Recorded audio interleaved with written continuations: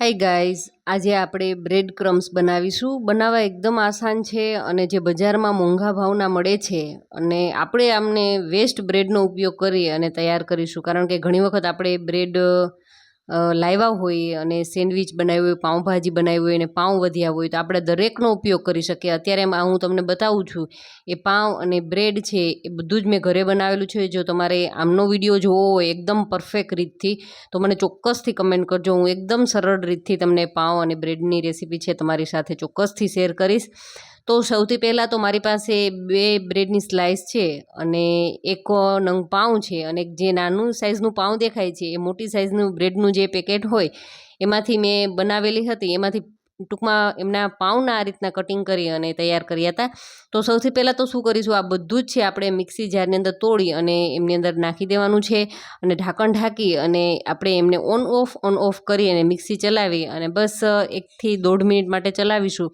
એટલે આ રીતનો એમનો ભૂકો થઈ જશે. તમે જોઈ શકો છો કે એકદમ જ છૂટો છે, પણ એમાં ભેજનું પ્રમાણ છે કારણ કે બ્રેડ છે ફ્રેશ છે. તો સૌથી પહેલાં શું કરીશું, તો એમને આપણે એક જાડા વાસણની અંદર લઈ લઈશું. જેમનું તળિયું જાડું હોય એ વાસણની અંદર આપણે આ બધું જ લઈ લઈશું.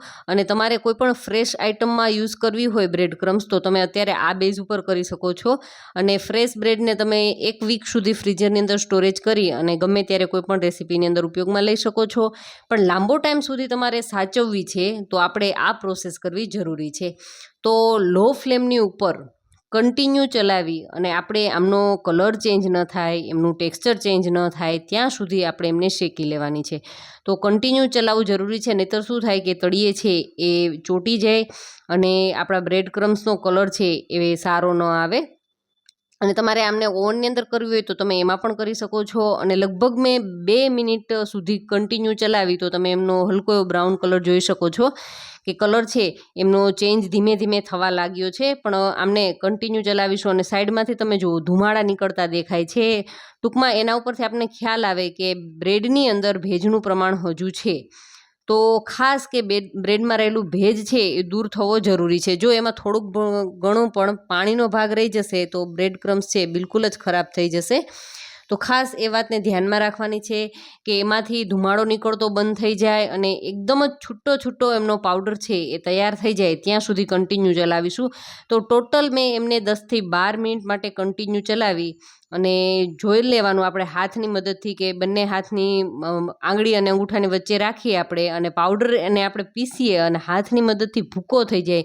જે રીતનો આપણે ટોસ્ટને ખાતા હોય એમનો જે રીતનો ક્રન્ચી એકદમ ટૂંકમાં આવે ને એ રીતનું થઈ જાય ટેક્સચર, ત્યાં સુધી આપણે એમને કૂક કરી લેવાનું છે. તો આ રીતે આપણે હાથની મદદથી આ મસળી અને જોઈ લેવાનું તો સરસ એમનો ભૂકો થઈ જાય છે. તો પરફેક્ટ છે અને કલર પણ તમે સરસ જોઈ શકો છો કે ગોલ્ડન કલર પણ ખૂબ જ સરસ આવી ગયો છે.